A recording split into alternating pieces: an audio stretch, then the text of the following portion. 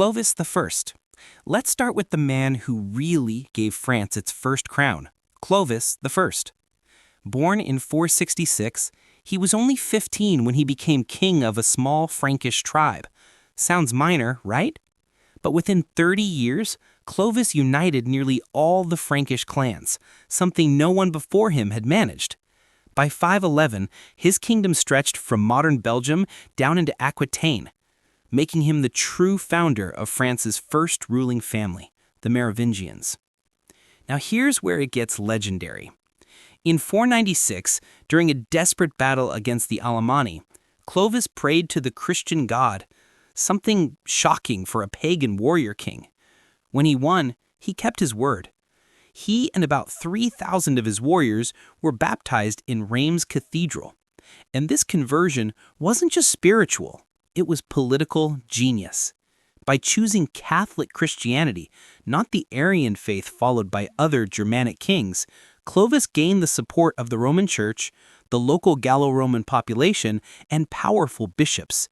This alliance would define French identity for over 1,000 years, earning the title eldest daughter of the Church. Clovis also showed ruthless pragmatism. He eliminated rival Frankish leaders, including his own relatives, to secure authority. Brutal? Yes. Effective? Absolutely. By his death in 511, he left behind a united kingdom and 4 sons to rule it. The legacy? Clovis transformed scattered tribes into the beginnings of a nation and tied French monarchy to Christianity so tightly that even centuries later, kings were still crowned in the same cathedral where he was baptized. In short, without Clovis, there is no France. Charlemagne. If Clovis gave France its crown, Charlemagne made it shine across Europe. Born around 742, he became king of the Franks in 768 and quickly showed he wasn't just another tribal ruler. Over 4 decades, through relentless wars, he expanded his realm until it stretched from northern Spain to Germany, from Italy into parts of Central Europe. By the year 800, he controlled the largest Western empire since Rome. That Christmas day in Rome, Pope Leo III crowned him Emperor of the Romans. In that moment, Charlemagne wasn't just a king, he became the symbol of a reborn Western empire. People would later call him the Father of Europe, because modern France, Germany, and Italy all trace roots back to his empire. But Charlemagne wasn't only about battlefield glory.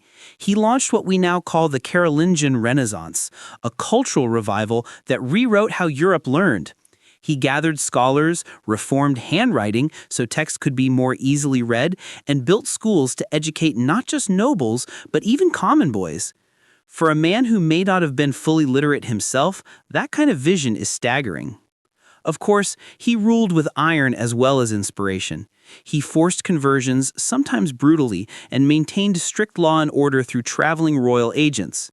Yet his mix of conquest and culture laid the foundations of medieval Europe. When Charlemagne died in 814, his empire dominated the West. His name became legend, warrior, emperor, teacher, unifier. More than a king, a man who made Europe possible. Hugh Capet. When we talk about legendary kings, Hugh Capet doesn't sound as flashy as Charlemagne or Louis XIV, but his role was huge. Born in 939, Hugh was a powerful nobleman, the Duke of the Franks. He came from a line called the Robertians, who had already flirted with royal power. But France in the 900s wasn't really France as we know it, just a patchwork of feudal lords, each ruling like mini-kings. In 987, after the death of the last Carolingian ruler, the nobles chose Hugh as king. Why him? He wasn't the strongest warrior, but he was respected, moderate, and, importantly, safe. His election marked a turning point. By being crowned at Noyon and anointed by the church, he reset the monarchy on firmer ground. The secret of Hugh's success wasn't flashy conquest. It was dynasty. he arranged for his son, Robert, to be crowned while he was still alive, making succession almost automatic. This clever move created the Capetian dynasty. Every French king for the next 300 years came from Hugh's line, and through branches like the Valois and Bourbons, his bloodline carried the crown for nearly 800 years. That's unrivaled in European history. By Hugh's death in 996, his territory was tiny compared to later kings, basically just around Paris. But his real achievement was endurance. He planted a monarchy that outlasted civil wars, crusades, and revolutions. In many ways, Hugh Capet was the quiet architect who gave France a throne that would last nearly a millennium. Philip II Augustus. By the late 1100s, France was looking more like a patchwork quilt than a kingdom. Huge sections were controlled by England's kings. Then came Philip II Augustus, born in 1165, crowned as a teenager in 1179, and remembered as one of France's first truly powerful monarchs. Philip's main mission? Shrink English influence on French soil, and he did it brilliantly. Through wars against King John of England, Philip reclaimed vast territories, Normandy, Maine, Anjou, and more. By the 13th century, the French crown had nearly doubled its lands. His victory at the Battle of Bouvines in 1214 was a turning point, not just for France, but for all of Europe. But Philip wasn't only about conquest. He made Paris the heart of France. He built the first city walls, paved streets, founded the University of Paris as a true center of learning, and began construction of the iconic Louvre fortress, which centuries later would become the Louvre Museum. By the time Philip died in 1223, he had transformed kingship from fragile and symbolic into strong and practical. His reign laid the foundation for the French monarchy's golden centuries, and his nickname Augustus fit perfectly. He was the builder of France's empire. Louis IX, commonly known as Saint Louis. Among all French kings, Louis IX stands out not just as a ruler, but as a saint. Born in 1214, he became king at only 12 years old, with his mother, Blanche of Castile, guiding his early reign. When he matured, Louis became known for something rare in the Middle Ages, a deep sense of justice and empathy. He personally presided over court cases, earning fame as a fair and honest arbitrator. His reputation was so strong that even foreign rulers asked him to mediate disputes. He banned private wars between nobles and worked to end the sale of church offices, making the crown a moral authority. Louis's piety, though, also pulled him onto the global stage. He led not one, but two crusades. The first, to Egypt in 1248, ended in his capture and ransom. The second, in 1270, to Tunisia, ended in his death from plague. Though his crusades failed militarily, his devotion and personal sacrifice made a lasting impression. In 1297, Louis was formally canonized a saint by the Catholic Church, the only French king ever to receive that honor. His reign became the model of moral kingship, a blend of law, faith, and leadership that guided French monarchs for centuries. To this day, France's justice symbol, Saint Louis, is remembered as the king who ruled with both sword and conscience. Philip IV, commonly known as the Fair. If Louis IX ruled with moral authority, his grandson Philip IV, nicknamed the Fair for his striking looks, ruled with raw power. Born in 1268, his reign transformed France into a centralized modern kingdom, but not without controversy.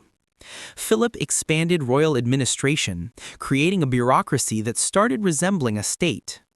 He summoned representatives of clergy, nobles, and townspeople in 1302, the first French Estates General, a move that increased crown authority. To finance wars against England and Flanders, he taxed clergy and even expelled Jewish communities to seize assets.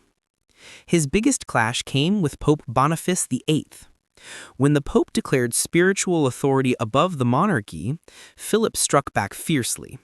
His men even captured Boniface, and later he pressured the papacy into moving to Avignon, an event known as the Avignon Papacy, where popes were effectively under French control. And then there were the Knights Templar. Once a wealthy and powerful order, they were accused, likely falsely, of heresy. In 1307, Philip ordered their arrest, seized their assets, and dissolved the order, eliminating a potential rival while filling royal coffers. When Philip died in 1314, he left a monarchy rich, centralized, and feared. His reign laid down the administrative and financial systems that shaped modern France. But his ruthless tactics gave him a mixed legacy, admired as a master ruler, condemned as a destroyer of sacred institutions. Charles V, commonly known as the Wise. The mid-1300s were a nightmare for France. Defeat at Crécy, the Black Death, and English occupation made the kingdom look doomed. But when Charles V, called the Wise, took the throne in 1364, fortunes began to turn. Unlike some warrior kings before him, Charles wasn't a great soldier. In fact, he rarely led armies in person. Instead, he ruled with intellect and patience. He relied on brilliant commanders, most famously Bertrand du Guesclin, who used guerrilla tactics to slowly push the English back. Under Charles, France regained much of its lost territory and restored badly shaken morale in the Hundred Years' War. At home, he repaired the finances ruined by constant conflict. He reformed taxation, stabilized the currency, and strengthened royal authority after years of chaos. He also made Paris a true center of culture and learning. He founded the Royal Library, today's Bibliothèque Nationale, and sponsored scholarship and architecture, reinforcing his reputation as a patron of wisdom. When Charles died in 1380, he left France more stable, richer, and prouder than when he found it. His strategy was simple but profound. Don't rely on reckless battlefield glory, strengthen the system. His reign proved that brains could win wars just as surely as swords. For a kingdom mired in ruin, the Wise was the king who steadied the ship. Charles VII, commonly known as the Victorious. By the early 1400s, France was fractured, humiliated, and half-occupied by England. Into this despair came Charles VII, born in 1403. When he became king in 1422, he wasn't even crowned yet. The English controlled Paris and Reims, making his legitimacy shaky at best. Many called him the King of Bourges because his authority barely extended beyond that city. Everything changed with Joan of Arc. In 1429, the teenage peasant claimed divine visions and convinced Charles to let her fight. Her victories, especially at Orleans, electrified the French.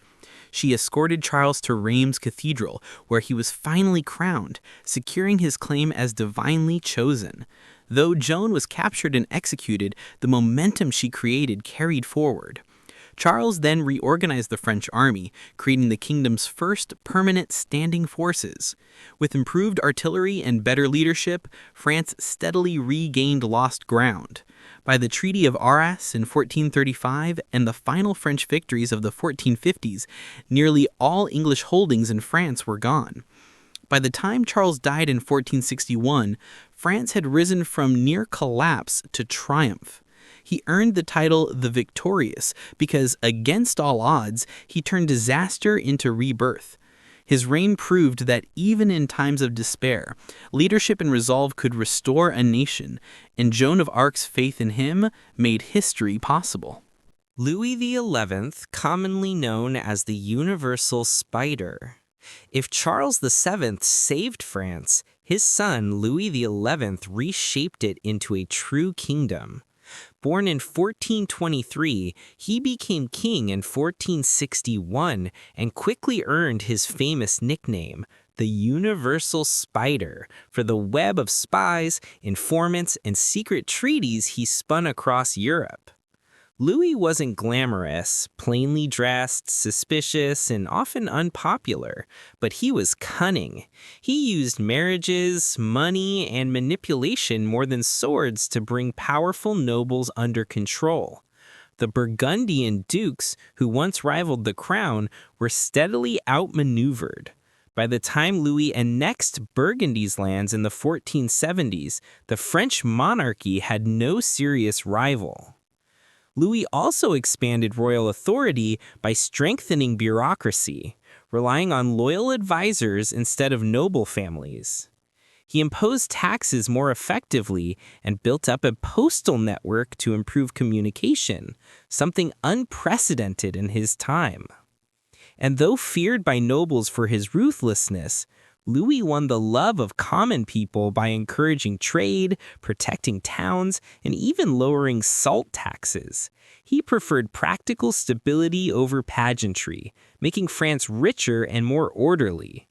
By his death in 1883, Louis had expanded France's territory and centralized power to an extent unseen before. His reign wasn't flashy, but his spider's web bound France tightly together, laying the ground for the absolute monarchy that would dominate the next centuries. Francis I. The French Renaissance found its king in him. Born in 1494, he came to power in 1515 and embodied everything we imagine of a Renaissance monarch: brave in war, extravagant in tastes, and hungry for prestige. Francis made an immediate splash with his victory at the Battle of Marignano in Italy.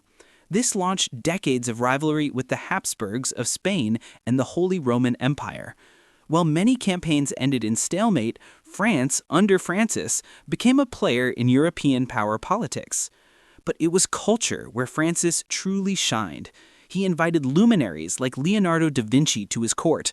Leonardo even spent his last years in France, bringing with him masterpieces like the Mona Lisa.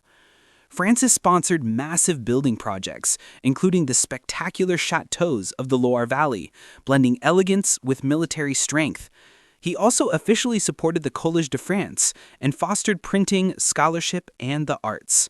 Francis wanted France to rival Italy in art and learning while standing equal to Spain in empire.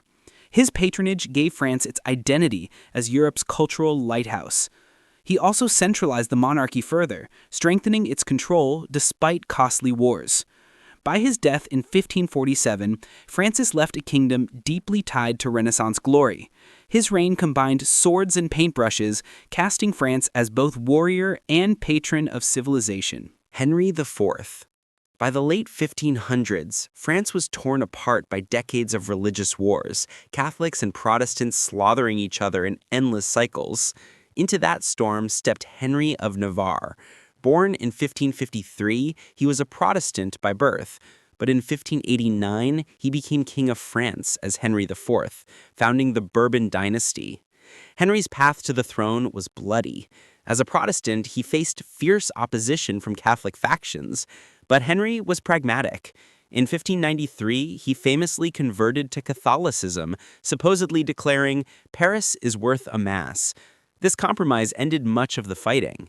In 1598, he issued the Edict of Nantes, granting Protestants freedom of worship and civil rights. It didn't solve everything, but it made France one of the few kingdoms in Europe daring enough to try religious coexistence. Beyond religion, Henry focused on rebuilding a broken country. He encouraged farming, trade, and infrastructure. His minister, the Duke of Sully, helped stabilize finances and boost prosperity.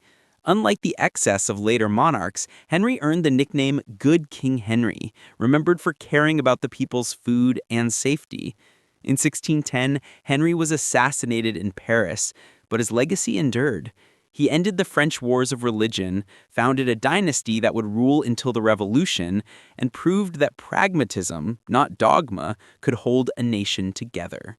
Henry IV wasn't just a survivor, he was France's great reconciler. Louis XIII. When he became king in 1610 at just 9 years old, France was fractured by noble feuds, religious conflict, and foreign rivals. Early on, it looked like a weak reign in the making, until Cardinal Richelieu entered the stage. Richelieu became the young king's chief minister in 1624, and together they remade France into a stronger, more centralized monarchy. They curbed the power of the great feudal nobles, who had long behaved like petty kings.